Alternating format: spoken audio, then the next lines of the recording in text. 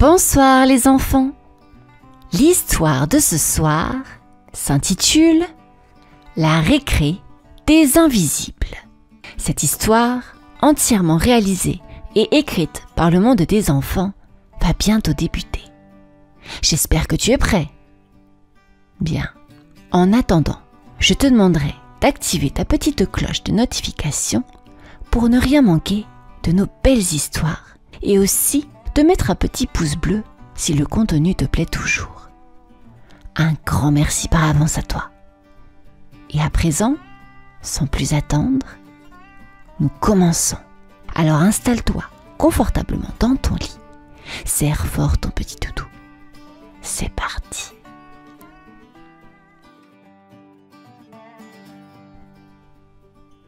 Dans la grande cour de l'école des Platanes, les cris des enfants résonnent comme une fanfare joyeuse. Ça court, ça saute, ça rit très fort. Les ballons roulent, les cordes à sauter claquent sur le sol et les feuilles des arbres frémissent doucement sous le vent. Mais tout au fond de la cour, derrière un vieux banc couvert de mousse et un marronnier fatigué, il y a un endroit plus calme. On l'appelle le coin des oubliés. Ce n'est pas son vrai nom, bien sûr, mais personne n'y va, sauf 3 enfants. Alban est toujours là en premier, assise en tailleur, son carnet sur les genoux. Elle dessine en silence. Ses yeux noisettes regardent tout, mais ses lèvres ne disent presque rien. Puis arrive Nino, le regard tourné vers le ciel. Il connaît le nom des nuages, il aime les oiseaux et souffle des pensées qu'on n'entend pas. Il s'installe doucement, sans déranger Alban. Enfin, Malik vient s'asseoir, son sac rempli de petits trésors. Bouts de ficelle, cailloux brillants, bouchons colorés. Il construit des choses minuscules avec ses mains agiles. Ils ne se parlent pas vraiment, mais ils savent qu'ils sont là, ensemble, invisibles, mais pas seuls. Un jour, Alban leva les yeux de son dessin. « Il y a beaucoup de bruit aujourd'hui, » dit-elle doucement. Nino hocha la tête. « Oui, mais ici, c'est tranquille. » Malik posa un bouton en équilibre sur un bouchon. « Ici, c'est notre coin. » Un silence doux les enveloppa comme une couverture. Une brise fit frissonner les feuilles du marronnier. Et tout à coup, un minuscule éclat doré scintilla derrière le banc. Mais aucun des enfants ne le vit. Du moins, pas encore.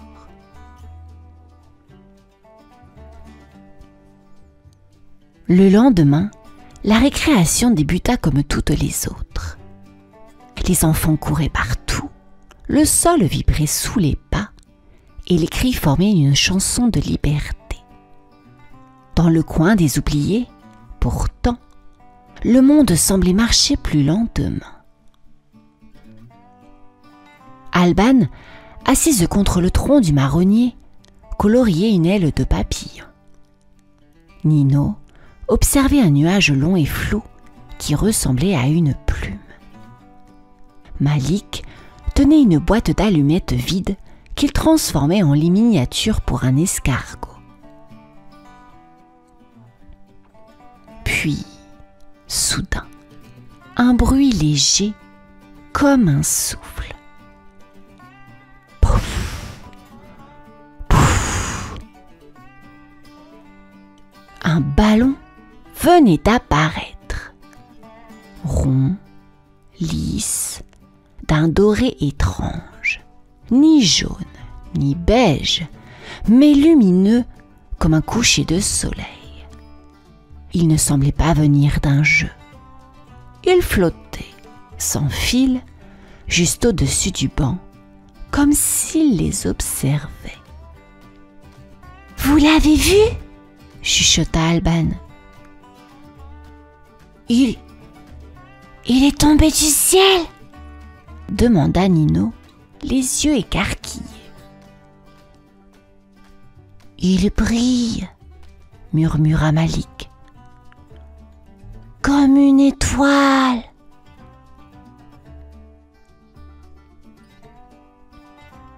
Le ballon descendit lentement. Il toucha le sol sans bruit et roula doucement jusqu'à eux. Personne ne bougea tout de suite. Le ballon s'arrêta au milieu de 3 enfants, comme s'ils savaient exactement où aller. Alban tendit la main. Nino la suivit. Malik aussi. Leurs doigts touchèrent la surface en même temps. Une petite étincelle jaillit. Un souffle chaud leur caressa les joues. Le vent se tut, les bruits de la cour s'éloignèrent, comme si tout s'était arrêté. Les 3 enfants se regardèrent, les yeux grands ouverts. Et puis, ils éclatèrent de rire, un rire clair, vrai, surpris. Pour la première fois, le coin des oubliés résonna de joie. Et le ballon, doucement, monta dans les airs, comme pour leur dire « Suivez-moi ». Depuis ce jour, le ballon doré revenait à chaque récréation. Il flottait, attendait, et dès que Alban, Nino et Malik approchaient, il s'animait comme s'il reconnaissait leur cœur. Il ne parlait pas, mais il comprenait. Un matin, alors que le vent soufflait fort et que les feuilles tournaient en rond dans la cour, le ballon pendit soudainement, tourbillonna et s'éleva haut, très haut, puis redescendit en dessinant dans l'air une marelle brillante. Les cases scintillaient comme des bulles. Alban posa le pied sur la première. « Ouh, c'est chaud !» souffla-t-elle. Nino rit. « Ah, et ça sent la vanille !» Malik, les yeux ronds, sauta à son tour. « Regardez, il y a des dessins dans les cases. Un nuage, une clé, un cœur. » Ils jouèrent comme jamais ils n'avaient joué. Chaque saut déclenchait un rire, une lumière, une musique minuscule. Le ballon les suivait, dansant avec eux. Une autre fois, il créa une cabane suspendue entre les branches du marronnier. Une vraie, mais faite de lumière et de toile invisible. On y entrait en fermant les yeux et, à l'intérieur, tout était doux. Des coussins moelleux, des odeurs de chocolat chaud et même des lucioles qui lisaient à voix basse. « On dirait que le ballon lit dans nos pensées !» murmura Alban, blotti dans un coin. « C'est peut-être notre magie ?» proposa Nino. « Une magie qu'on partage à 3 !» ajouta Malik, le sourire aux lèvres. Il ne se sentait plus seul, ni invisible. Dans ce petit monde suspendu entre le ciel et la cour, ils existaient vraiment. Et le ballon brillait de plus en plus fort. Mais loin d'eux, derrière le grillage. Un œil curieux les observait.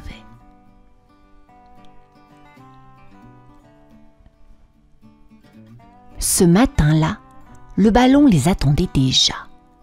Il tournoyait doucement au-dessus du banc, comme un soleil privé. Alban, Nino et Malik coururent vers lui, les joues roses de joie. Mais il n'était plus seul. Derrière le grillage de la cour, Tom, un garçon bruyant et populaire, les observait. Il n'était pas seul non plus. Derrière lui, quelques enfants s'étaient arrêtés, intrigués par ce qu'ils voyaient. Ils chuchotaient. « Tu crois qu'il triche ?» demanda une petite voix. « Non, regarde, c'est bizarre. On dirait qu'il vole. »« Non, regarde, c'est bizarre. On dirait qu'il vole. » répondit une autre. Dans le coin des oubliés, la magie s'était installée. Le ballon dessinait dans l'air une grande spirale lumineuse. Les enfants y couraient, riaient, inventaient un jeu qui n'existait nulle part ailleurs. Mais quelque chose avait changé. Alban sentit des regards dans son dos. « On nous regarde !» Nino s'arrêta de courir. « Ils vont se moquer de nous !» Malik, lui, resta silencieux. Il tenait le ballon entre ses mains, mais il semblait moins chaud qu'avant. « Il est froid !» dit-il enfin. Le ballon flotta un peu, hésita, puis resta en l'air, immobile. Tom s'approcha. « Hé, c'est quoi ce ballon? Il vient d'où? C'est à vous ?» Alban serra son carnet contre elle. Il est venu tout seul, murmura-t-elle. Tom plissa les yeux. « Vous jouez sans nous? Vous croyez que vous êtes spéciaux ?» Le ballon trembla légèrement. Sa lumière faiblit. Malik le regarda longuement, puis fit un pas en avant. « On ne se croit pas spéciaux. On est juste bien ici. » Autour, les autres enfants s'étaient rapprochés. Et dans le silence soudain, le ballon se mit à descendre. Doucement, comme s'il doutait. Le lendemain, il n'y avait pas de ballon. Le ciel était blanc, les feuilles ne bougeaient pas, et le vent semblait retenir son souffle. Alban arriva la première dans le coin des oubliés. Elle leva les yeux. Rien, juste le marronnier, silencieux. Nino arriva à son tour, les épaules basses. « Il n'est pas là !» souffla-t-il. Malik ne disait rien. Il posa son sac plein de bouts de ficelle et de petits trésors, mais ne l'ouvrit pas. Ses doigts restaient immobiles. Peut-être qu'il est fâché, demanda Alban. Ou qu'on a partagé trop tôt, dit Nino, les sourcils froncés. Autour d'eux, la cour était plus bruyante que jamais. Les autres enfants jouaient, criaient, couraient. Mais aucun ne regardait vers le coin du marronnier. Comme si tout était redevenu normal. Comme si rien n'avait jamais existé. On aurait dû le garder pour nous, murmura Malik. Un silence s'installa, plus lourd que d'habitude. Pas un mot, pas un rire. Alban ouvrit lentement son carnet. À l'intérieur, elle trouva un dessin, celui qu'elle avait fait du ballon, rond, doré, flottant. Elle le montra aux deux garçons. « Il est toujours là, un peu, dans nos souvenirs. » Nino hocha la tête. « Et dans nos cœurs aussi. » Malik soupira, mais un petit sourire naquit au coin de ses lèvres. « Alors, on peut continuer à jouer, même sans lui ?» Ils se levèrent ensemble, et pour la première fois, ils quittèrent le coin des oubliés avant la fin de la récréation. Ils marchèrent jusqu'au centre de la cour, là où il y avait du bruit, là où on ne les attendait pas.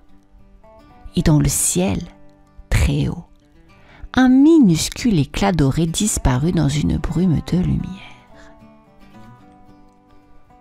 Depuis la disparition du ballon, quelque chose avait changé. Pas dans le ciel, pas dans la cour, mais en eux. Alban, Nino et Malik ne restaient plus cachés dans le coin des oubliés. Ils s'installaient parfois près du toboggan, ou sous le préau, ou au pied du grand chêne. Et parfois, des enfants venaient vers eux. « Tu dessines bien !» dit Zoé à Alban. « Tu pourrais me montrer ?» « C'est quoi ce nuage ?» demanda Hugo à Nino. « On dirait un hérisson. »« T'as fait ça avec des bouchons ?» s'étonna Maya en regardant les inventions de Malik. Et peu à peu, leur monde grandit, pas comme un secret partagé, mais comme un jardin ouvert. Alban montrait ses dessins à ceux qui écoutaient. Nino racontait des histoires inventées avec le vent. Malik construisait des jeux à plusieurs mains. Ils riaient, ils s'ouvraient, ils existaient. Un jour, alors qu'ils étaient tous les trois assis sur un banc ensoleillé, Alban sourit. « Tu crois qu'on reverra le ballon ?» Nino leva les yeux. « Peut-être, mais je crois qu'il nous a donné ce qu'on cherchait. » Malik hocha la tête. « Il nous a fait croire en nous. » Ils se regardèrent sans rien dire de plus. Mais leur sourire en disait long. Et dans une autre cour, quelque part dans une autre école, un ballon doré apparut doucement, là où un autre enfant se sentait invisible, là où la magie attendait qu'on la voie.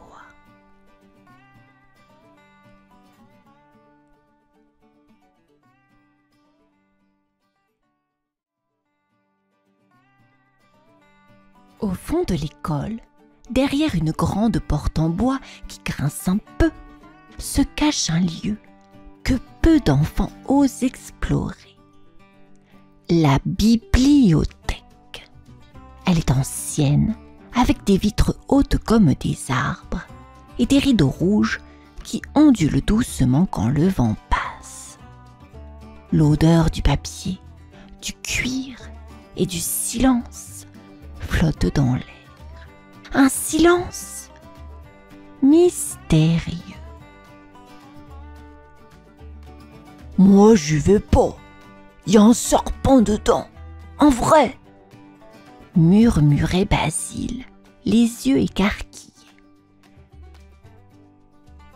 « Un serpent géant qui mange les élèves !» ajoutait Assia en chuchotant. Personne n'avait jamais vu ce serpent, mais tout le monde en parlait. sauf Roxane. Roxane, elle, aimait les endroits calmes. Elle aimait les livres qui sentent bon, les coins poussiéreux et les histoires qu'on découvre comme des trésors. Et puis, elle n'avait pas peur des serpents. Elle trouvait même ça élégant. Un jour, pendant la récréation, Roxane s'était faufilée jusqu'à la porte de la bibliothèque. Son cœur battait un peu fort, comme une petite musique dans sa poitrine. « Allez, juste un petit coup d'œil !» pensa-t-elle.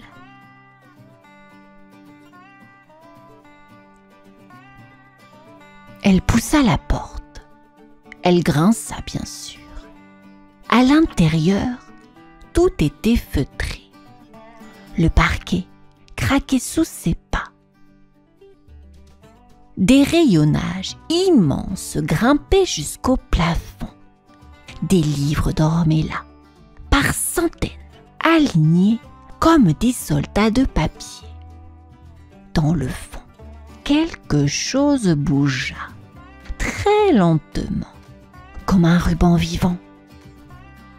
Une silhouette longue, ondulante, qui se glissait entre deux fauteuils moelleux.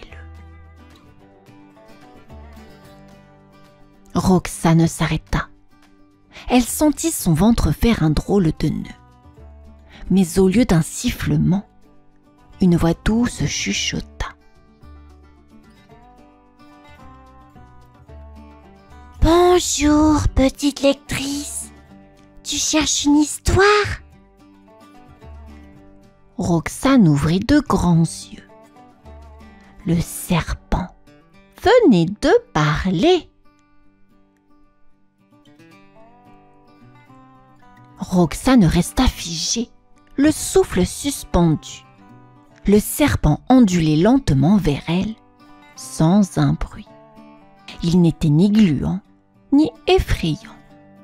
Son corps était couvert d'écailles vertes et dorées qui brillaient doucement sous la lumière des vitraux. Il mesurait presque la longueur d'une étagère entière, mais il avançait avec une grâce silencieuse. Tu parles ?» balbutia Roxane, les mains serrées contre son gilet. Le serpent s'arrêta à quelques pas. Il redressa la tête et sourit. Oui, sourit, pas comme les humains, mais avec des yeux plissés et une douceur dans sa voix. « Je parle, mais surtout, je lis. Je suis Murmure. Je suis Murmure, la gardienne des livres oubliés. » Roxane cligna des yeux. Sa peur se changeait en curiosité, puis en émerveillement. Les livres oubliés ?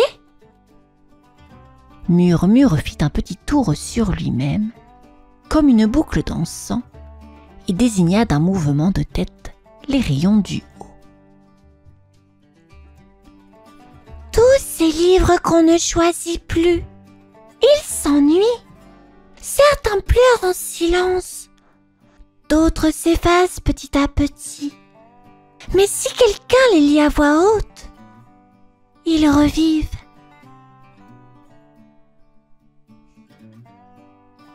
Il s'enroula alors autour d'un vieux fauteuil en velours, s'enserrer comme un coussin vivant.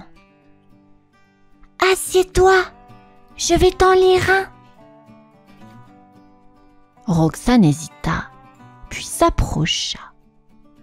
Le fauteuil était doux et sentait la lavande.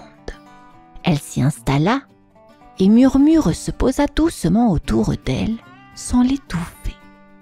Juste une présence tiède, rassurante. Il prit un petit livre au hasard, souffla sous la couverture, et ouvrit la première page. Il était une fois dans une forêt oubliée.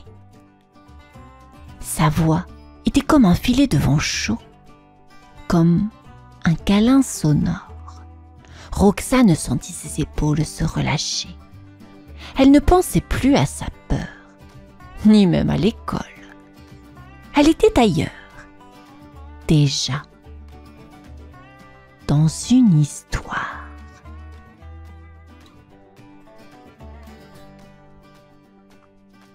Le lendemain, Roxane retourna à la bibliothèque sans hésiter. Cette fois, son cœur ne battait plus de peur, mais d'impatience. Elle poussa la porte doucement, comme on entre dans une grotte secrète. Murmure l'attendait, lové près de la cheminée éteinte. « Tu es revenue, petite lectrice ?» chuchota-t-il, les yeux pétillants. Roxane sourit. « J'ai pensé à l'histoire toute la nuit. J'aimerais en lire une autre. » Le serpent s'étira longuement, ses écailles frémissant comme des feuilles au vent. Puis, d'un ton plus mystérieux, il murmura. « Alors, suis-moi. Je vais te montrer le cœur de la bibliothèque. »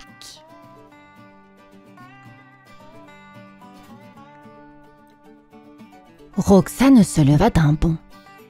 Ils glissèrent ensemble entre les étagères, passèrent derrière un rideau de velours, puis une petite porte dérobée, dissimulée entre deux grands livres. Elle grinça doucement en s'ouvrant sur une immense salle, ronde, au plafond de verre. Au centre trônait un arbre gigantesque, aux racines noueuses et aux branches déployées comme des bras ouverts. Ses feuilles étaient des pages, et, suspendus à ses branches, des centaines de livres pendaient comme des fruits. C'est magnifique, souffla Roxane, les yeux brillants.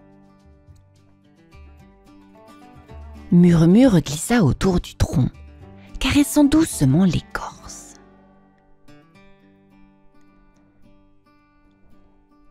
Voici l'arbre aux histoires oubliées. Chaque livre ici attend qu'un cœur l'écoute. S'il reste trop longtemps seul, il devient gris, puis silencieux. Roxane s'approcha d'un livre tout pâle, pendu à une branche basse. Elle le prit délicatement. « Et si je le lis à voix haute, il revit ?» Exactement, murmura Murmure. Alors, Roxane s'assit au pied de l'arbre, ouvrit le livre et commença à lire. Sa voix était encore un peu timide, mais les mots dansaient. Et tout doucement, le livre reprit des couleurs. Une lueur dorée jaillit entre les lignes. L'arbre frissonna, heureux. Une histoire venait de renaître.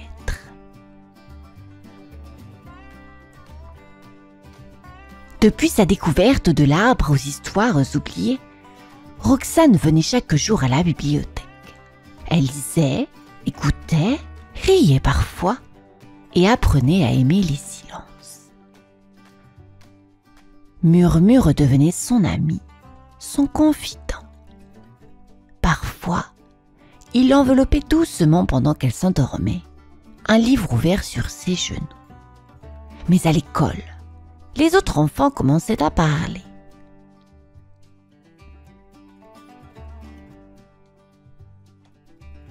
Roxane va toute seule là-bas. Tu crois qu'on lui a jeté un sort? Chuchota Assia, inquiète. Ou qui l'a hypnotisée? Les serpents font ça, non? Ajouta Timéo en frissonnant. Un jour, alors que Roxane sortait de la bibliothèque, des élèves l'attendaient. « Tu parles vraiment avec un serpent ?» lança Basile. Roxane resta droite, son cartable sur l'épaule. « Oui, il s'appelle Murmure. Il est gentil. Il lit les histoires oubliées. »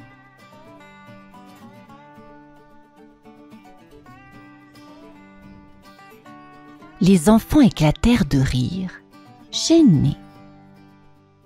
« T'as pas peur qu'il t'avale pendant que tu dors? Il ne ferait jamais ça. Il chuchote. Il rassure. Il fait du bien. » Mais personne ne l'a cru. Le lendemain, des parents apprirent l'histoire. Ils vinrent revoir la directrice. La rumeur grandissait. Un serpent dans la bibliothèque. Cela paraissait trop étrange, trop dangereux. Murmure ressentait l'inquiétude dans l'air. Il se fit plus discret. Il se glissa dans l'ombre des étagères, ne parlant qu'à voix très basse. « Ils ont peur de moi !» souffla-t-il. Roxane, les yeux humides, le regarda se replier sur lui-même. « Ils ne te connaissent pas. Moi aussi au début, j'ai eu peur, mais tu m'as appris. Ils ont juste besoin d'écouter. » Murmure ne répondit pas. Son corps se fit plus petit, presque invisible entre deux rayons. Roxane savait qu'elle devait faire quelque chose. Elle ne voulait pas que le silence l'emporte à nouveau. Ce soir-là, Roxane eut une idée un peu folle, un peu magique. Elle fabriqua de petites invitations en papier doré, les glissa dans les casiers de ses camarades et écrivit en lettres penchées. « Ce soir, venez à la bibliothèque. Une histoire vous attend sous la lune. » Quand la nuit tomba, la cour de l'école devint silencieuse. Les enfants arrivèrent en file timide, en pyjama, tenant des lampes de poche ou des doudous contre leur cœur. Certains traînaient un peu les pieds, d'autres serraient la main d'un frère ou d'une sœur. Devant la porte de la bibliothèque, Roxane les attendait. « Il ne vous fera pas peur. Écoutez, et vous verrez. » Elle ouvrit la porte. À l'intérieur, tout était transformé. Des guirlandes de lucioles suspendues brillaient doucement entre les étagères. Des coussins et des tapis recouvraient le sol. Et au centre, sous un puits de lumière lunaire, Murmure. Il était là, paisible, enroulé en spirale comme une corbeille moelleuse. Ses écailles luisaient doucement comme des pierres précieuses. Les enfants s'arrêtèrent, figés. Murmure ne parla pas tout de suite. Il les regarda un à un. Puis, sa voix glissa dans l'air, douce comme un souffle. Approchez! Ce soir, je vous raconterai une histoire qui parle du courage d'écouter. Roxane se posa près de lui. Petit à petit, les enfants s'assirent aussi, les yeux ronds, le cœur battant. Et Murmure commença. Une voix lente, chaude, enveloppante. Il parlait de princesses et de dragons, de larmes et d'étoiles, de peur transformée en lumière. Les enfants ne bougeaient plus. Certains s'endormirent doucement, la tête posée contre un coussin, un sourire au coin des lèvres. Et dans le silence de la bibliothèque, pour la première fois, plus personne n'avait peur.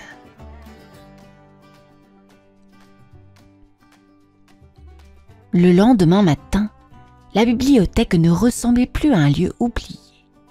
Les enfants y entraient à pas feutrés, les yeux remplis d'étoiles. Certains couraient vers les rayons pour choisir un livre, d'autres se glissaient dans les coussins pour écouter Murmure, qui souriait en silence. Même les adultes, intrigués par le calme qui régnait, commencèrent à pousser la porte. La directrice en personne entra un matin, le cœur un peu noué, et en ressortit émue, un vieux conte de son enfance dans les bras. Murmure avait retrouvé sa place. Il ne se cachait plus. Il ondulait doucement entre les étagères, aidait les enfants à retrouver les livres perdus et s'enroulait autour des fauteuils comme une couverture vivante. Quand il racontait, le temps semblait s'arrêter et les livres, un à un, reprenaient leur couleur. Un jour, Roxane s'approcha de lui, un cahier sur les genoux. « Je t'ai écrit une histoire, une vraie, avec toi dedans. Tu veux que je te la lise ?» Murmure inclina la tête, ses yeux brillant d'émotion.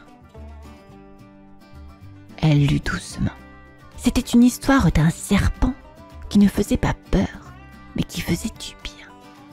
D'un gardien qui soignait les mots et les silences.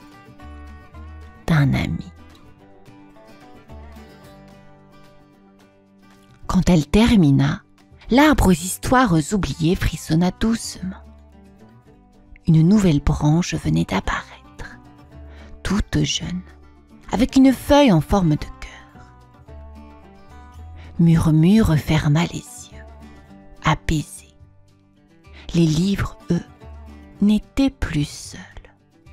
Et les enfants, quand ils devenaient grands, revenaient parfois, juste pour écouter un murmure.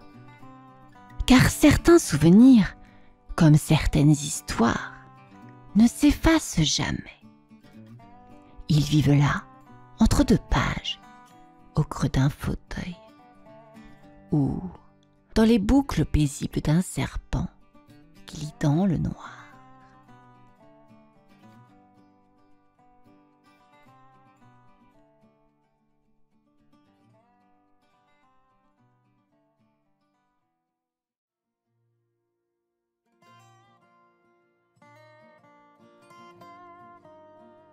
Au lever du jour, la lumière dorée s'infiltrait entre les grands troncs des chênes centenaires.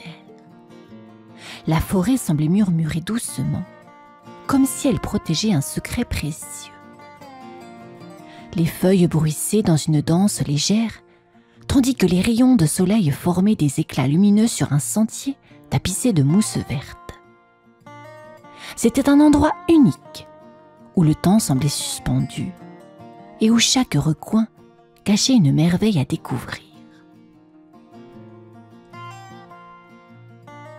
Dans ce décor féerique, Sandra, une fillette aux cheveux auburnes noués en une tresse, avançait timidement. Ses bottines crottaient à chaque pas sur le chemin terreux, mais elle ne s'arrêtait pas. Elle avait suivi un papillon aux ailes scintillantes, comme un bijou vivant, qui voletait devant elle.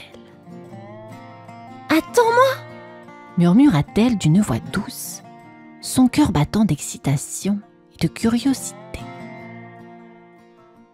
Soudain, elle arriva dans une clairière. Mais ce n'était pas une clairière ordinaire. Devant elle s'étalait un jardin magnifique, baigné de couleurs éclatantes. Des fleurs aux pétales changeaient comme des arcs-en-ciel, des fontaines où l'eau semblait chanter et des arbres aux fruits dorés formaient un tableau enchanteur. Sandra resta bouche bée. C'est un rêve ? Chuchota-t-elle. Une brise douce caressa son visage comme pour lui répondre. Elle fit quelques pas, fascinée. Alors qu'elle touchait une fleur en forme d'étoile, celle-ci s'illumina doucement, projetant des images dans l'air. C'était son rêve. Elle se voyait en train de voler au-dessus des nuages, libre et légère comme une plume. Mais elle n'était pas seule. Un peu plus loin, un faon nommé Terry, timide mais curieux, se tenait près d'un buisson. Il observait Sandra avec ses grands yeux sombres. « Qui es-tu » demanda Sandra doucement. Le faon hésita, mais finit par murmurer. « Je protège ce jardin. Et toi, qui es-tu » Sandra sourit, sentant que son aventure ne faisait que commencer. Sandra et Terry s'observaient en silence, comme si chacun essayait de deviner l'histoire de l'autre.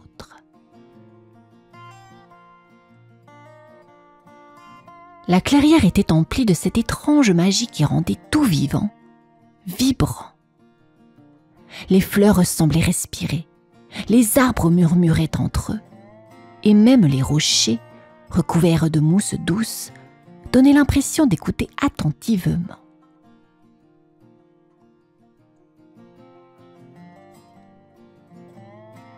« Ce jardin est incroyable !» souffla Sandra, les yeux brillants d'émerveillement. « Est-ce que tout ici est réel ?» Terry inclina la tête. « Réel ? Je ne sais pas. Mais tout ce que tu vois ici vient des rêves. Tes rêves, mes rêves et ceux des autres. » Avant que Sandra ne puisse poser une autre question, une lumière douce et dorée jaillit d'un arbre gigantesque au centre du jardin. Un garçon à la chevelure ébouriffée apparut. Il portait un pantalon en lin, un peu trop grand pour lui, et un sourire malicieux. « Salut, moi c'est Hayden !» lança-t-il en bondissant avec agilité depuis une branche basse. « T'es nouvelle ici ?» Sandra hocha timidement la tête. Terry se glissa légèrement derrière elle, comme pour éviter l'énergie débordante du garçon. « Regarde ça !» dit Hayden en pointant une grosse fleur rouge qui s'ouvrait lentement. À l'intérieur, une petite scène se dessinait comme un tableau vivant. Un ballon montgolfière coloré flottait dans un ciel étoilé. « C'est ton rêve, Hayden ?» demanda Sandra, émerveillée. « Oui, un jour, je voyagerai dans un ballon géant et je verrai le monde entier !» répondit-il avec un éclat d'enthousiasme. Terry fit un pas en avant, son regard plus sérieux. « Mais tous les rêves ne sont pas aussi lumineux. Parfois, ils peuvent être sombres. » Sandra fronça les sourcils. « Sombre ? Pourquoi sombre ?» Terry baissa les yeux. « Une ombre est arrivée il y a quelque temps. Elle efface les rêves. Elle les rend tristes. Sandra sentit un frisson lui parcourir l'échine. Une ombre? Mais pourquoi ferait-elle ça? Hayden croisa les bras. C'est pour ça qu'on doit s'unir, nous tous, ceux qui rêvent encore. Sinon, ce jardin disparaîtra. Sandra regarda autour d'elle. Elle sentit un mélange d'émerveillement et de peur. Ce lieu magique était trop beau pour disparaître. « Je veux aider !» déclara-t-elle avec détermination. Terry et Hayden échangèrent un regard, puis acquiescèrent. Le trio était formé, prêt à affronter l'inconnu.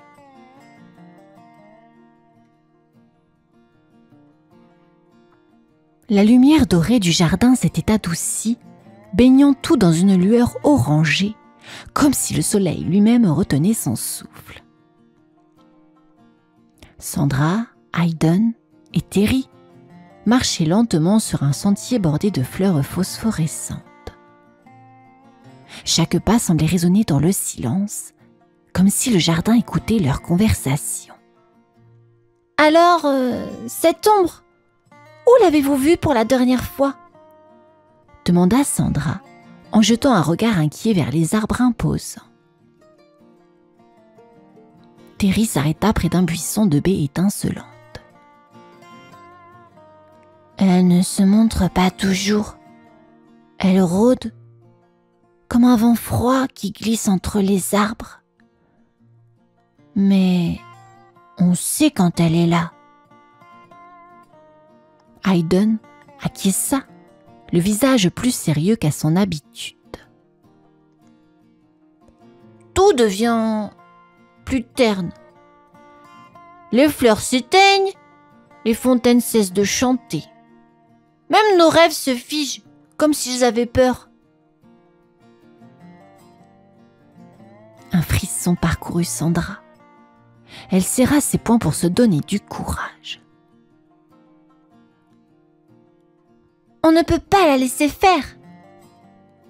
Si ce jardin disparaît, tous nos rêves disparaîtront avec elle.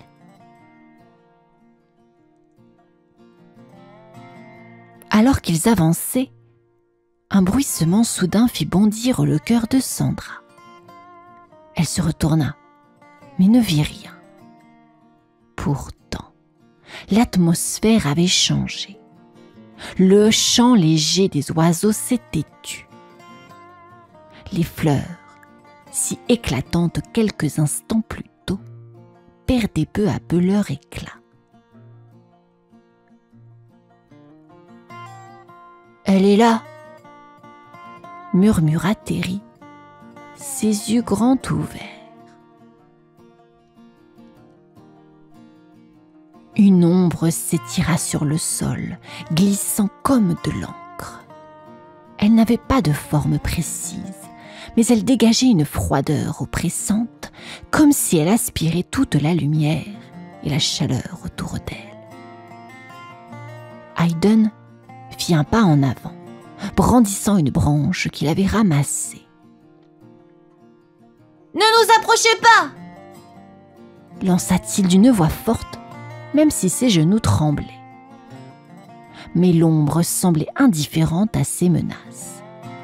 Elle s'étira davantage, enveloppant les racines d'un arbre majestueux qui se flétrit aussitôt, ses feuilles tombant en un bruissement triste. « Que fait-elle » chuchota Sandra, horrifiée. « Elle vole la vie des rêves » répondit Terry, la voix tremblante. Sandra inspira profondément. « On ne peut pas rester là à regarder. Il doit y avoir un moyen de l'arrêter. » Elle regarda autour d'elle, cherchant désespérément une idée. Ses yeux tombèrent sur une fontaine étincelante, dont l'eau semblait scintiller comme des étoiles. « L'eau !» s'exclama-t-elle. « Elle reflète la lumière! Elle reflète la lumière! Peut-être qu'elle peut repousser l'ombre !» Haydn, sans hésiter, attrapa un grand vase posé près de la fontaine et le remplit d'eau. Ensemble, ils lancèrent le liquide étincelant vers l'ombre.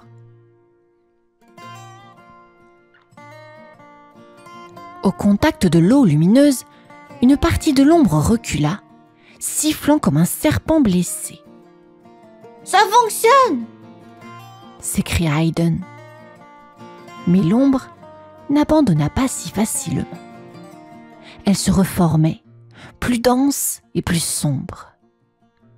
Sandra sentit son courage vaciller, mais une petite voix en elle lui soufflait de ne pas abandonner. « Si on travaille ensemble, on peut y arriver !» dit-elle avec détermination. Il n'était qu'au début de leur lutte, mais une étincelle d'espoir brillait dans leur cœur.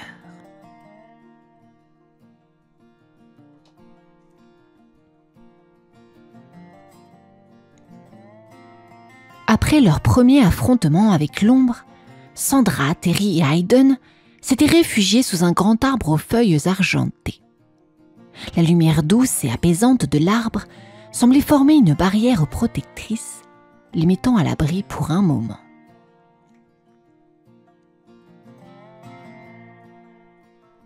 « On a réussi à la repousser, mais ça ne suffira pas, » murmura Terry en frottant ses sabots contre le sol. « Elle reviendra et elle sera encore plus forte. »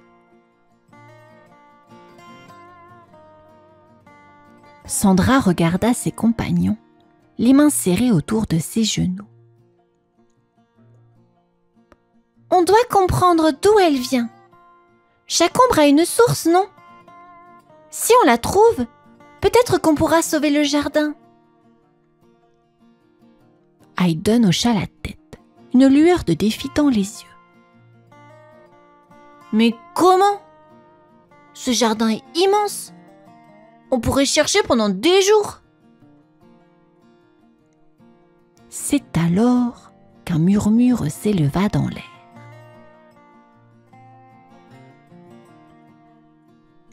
Ce n'était ni le vent, ni les feuilles.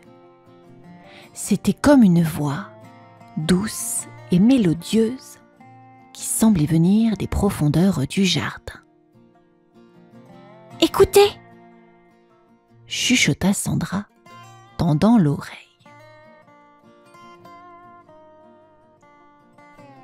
Les trois amis suivirent le murmure, marchant prudemment à travers un labyrinthe de haies fleuries. À mesure qu'ils approchaient, le jardin semblait s'ouvrir devant eux, révélant des chemins secrets et des passages qu'ils n'avaient jamais remarqués. Enfin, ils débouchèrent sur une clairière circulaire où trônait une immense fleur cristalline, haute comme un arbre. Ses pétales scintillaient comme du verre au clair de lune, et en son centre brillait une lumière pulsante comme un cœur qui battait. « Oh, c'est magnifique !» souffla Terry, émerveillé. Haydn s'approcha, les yeux grands ouverts. « C'est ça, le cœur du jardin. C'est ici que naissent tous les rêves. » Mais alors qu'ils admiraient la fleur, un froid glacial s'installa. Une ombre plus dense que jamais glissa lentement dans la clairière, s'étendant autour du cœur. Les pétales cristallins se mirent à trembler et la lumière au centre de la fleur vacilla. Sandra sentit son courage flancher, mais elle se redressa. On ne peut pas la laisser faire. Ce cœur est la vie du jardin. Si elle le prend, tout sera perdu. Mais comment la combattre? S'écria Hayden, terrifié. Sandra observa la fleur cristalline et se souvint de ce que Terry avait dit. Les rêves venaient de cet endroit. Une idée germa dans son esprit. « Les rêves sont faits pour être partagés, » murmura-t-elle. « Et si on rassemblait nos rêves? Ensemble, ils pourraient peut-être repousser l'ombre. » Hayden fronça les sourcils. « Comment on fait ça? » Sandra tendit ses mains à ses amis. « Fermez les yeux. Pensez à vos rêves les plus précieux. Et imaginez qu'ils brillent comme des étoiles. » Terry hésita, mais il posa doucement son sabot dans la main de Sandra. Hayden fit de même, sa main tremblante. Ils fermèrent les yeux, laissant leurs pensées les emporter. Leur lien fit jaillir une lumière douce et chaude, d'abord timide, puis de plus en plus éclatante. Une myriade d'étoiles lumineuses s'échappa de leur cœur, formant un tourbillon doré autour de la fleur. L'ombre, touchée par cette lumière, recula avec un sifflement furieux. Mais elle n'avait pas encore disparu. Elle les observait, silencieuse, cherchant une nouvelle façon de frapper. Sandra ouvrit les yeux, le souffle court. « On a réussi à la faire reculer, mais elle ne partira pas tant qu'on n'aura pas découvert ce qu'elle veut vraiment. » Le trio savait que le vrai combat ne faisait que commencer.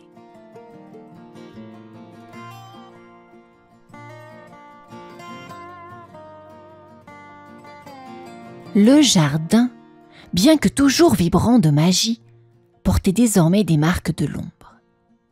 Certaines fleurs ne s'ouvraient plus, et des arbres semblaient pencher tristement, comme s'ils avaient perdu leur force. Sandra, Terry et Hayden marchaient en silence, les yeux fixés sur le sentier qui serpentait devant eux. « Pourquoi l'ombre fait-elle tout ça ?» demanda Hayden, brisant finalement le silence. « Ça n'a aucun sens. Pourquoi volerait-on nos rêves ?» Terry fronça les sourcils. « Peut-être qu'elle n'a pas de rêve à elle. Peut-être qu'elle est seule. » Sandra s'arrêta soudain, une idée traversant son esprit. « Et si c'était ça? Et si l'ombre n'était pas juste une menace, mais une entité qui cherche quelque chose ?» Hayden haussa les épaules, perplexe. « Comme quoi? Elle ne fait que détruire. » « Peut-être qu'elle détruit parce qu'elle ne sait pas faire autrement, » répondit Sandra doucement. « Peut-être qu'elle ne sait pas ce qu'est un rêve ou ce que c'est que de partager. »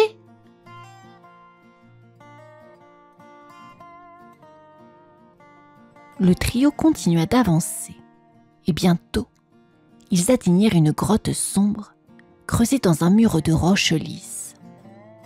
Une brume froide s'échappait de l'entrée et une sensation oppressante pesait dans l'air. « C'est ici qu'elle se cache !» murmura Terry. Sandra inspira profondément. « On doit entrer. Si on ne découvre pas ce qu'elle veut, le jardin tout entier disparaîtra. » Ils franchirent l'entrée de la grotte, leurs pas résonnant contre les parois humides et luisantes. À l'intérieur, l'air était glacial et une lumière vacillante émanait d'un point au loin. Lorsqu'ils s'approchèrent, ils découvrirent une silhouette, grande et informe, flottant dans l'obscurité. L'ombre semblait vivante, mais incomplète. Elle se tordait lentement, ses contours indécis, et émettait un souffle plaintif. « C'est elle !» chuchota Hayden, sa voix tremblante. Sandra s'avança, son cœur battant à tout rompre. « Pourquoi fais-tu ça ? Pourquoi détruis-tu le jardin ?» demanda-t-elle, sa voix forte mais empreinte de compassion.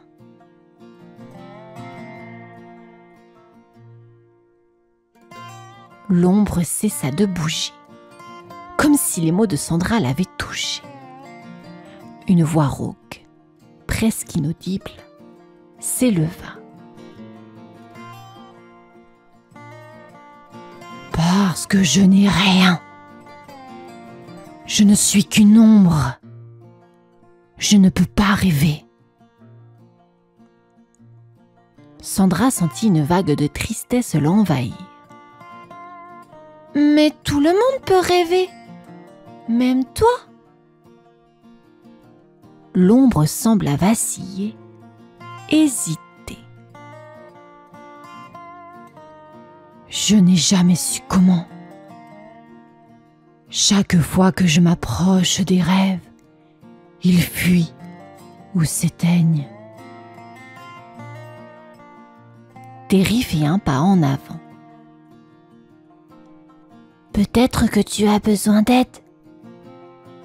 Nous pouvons te montrer, mais tu dois arrêter de détruire. »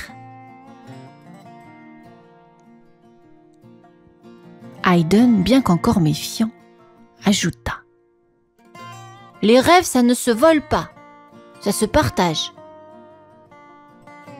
L'ombre resta silencieuse, comme si elle réfléchissait.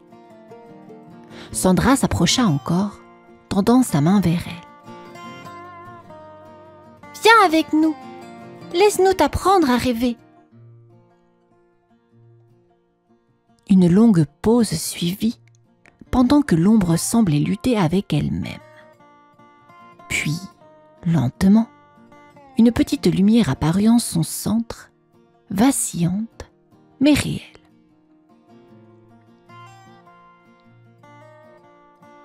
« Je veux essayer, » dit-elle enfin, d'une voix empreinte de fragilité. Le trio échangea un regard, un mélange de soulagement et de détermination. Ils savaient qu'il leur restait un dernier défi, apprendre à transformer cette ombre en quelque chose de beau. De retour dans le jardin, l'ombre flottait timidement derrière Sandra, Terry et Hayden.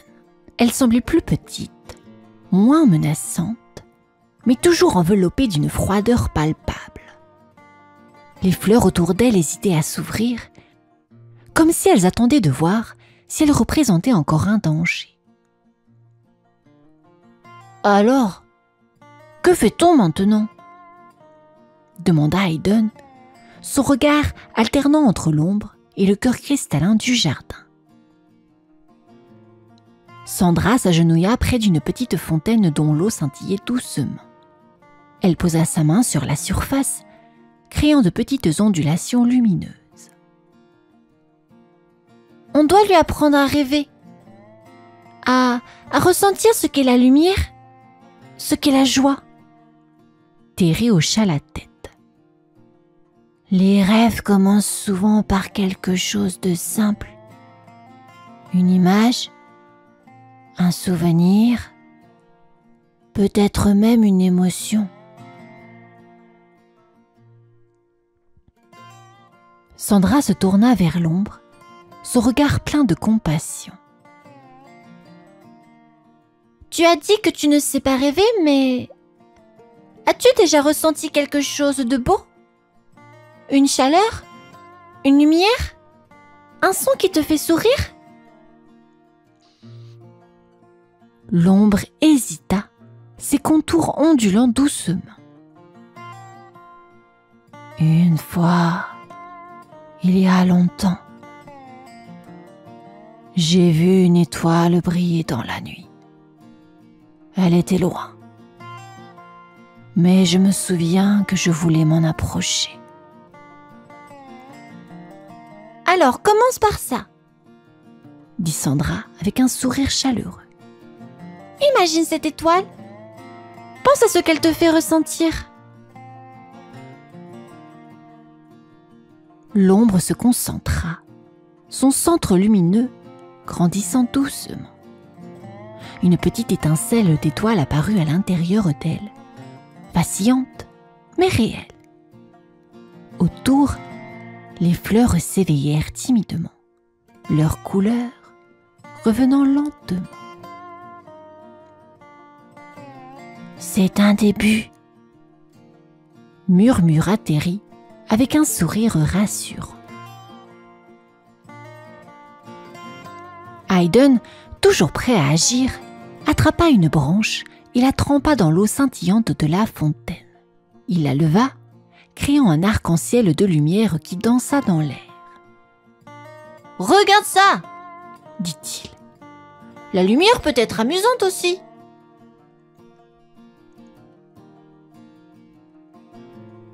L'ombre suivit le mouvement avec curiosité.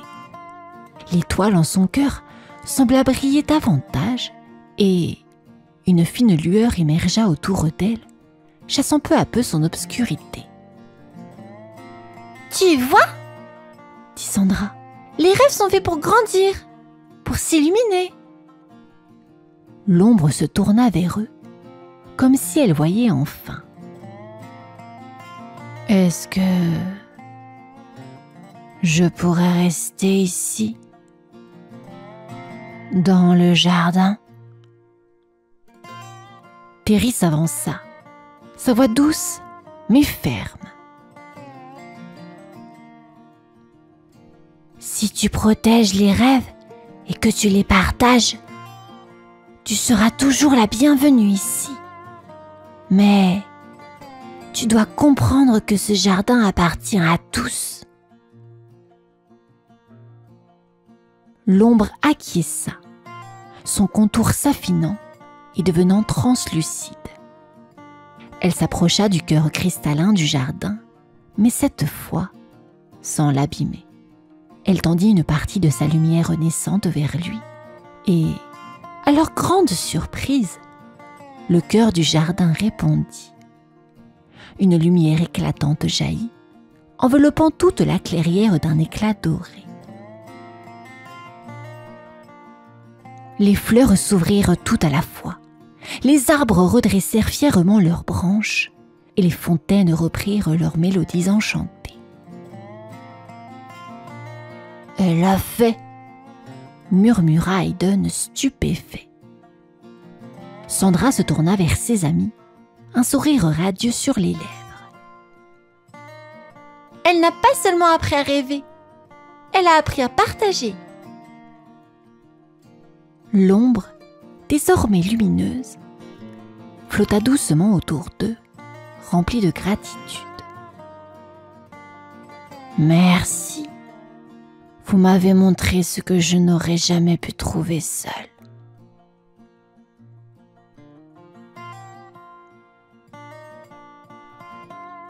Le jardin était sauvé, mais plus que cela, il brillait plus fort qu'avant, enrichi par cette nouvelle lumière.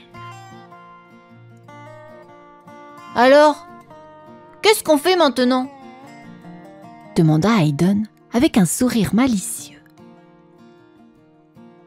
Sandra regarda autour d'elle, inspirée par la beauté du jardin et par tout ce qu'ils avaient accompli ensemble. « On rêve et on partage. » Et sous la lumière du jardin enchanté, leurs rires résonnèrent, portés par la brise douce qui semblait elle-même fredonner une mélodie d'espoir et de renouveau.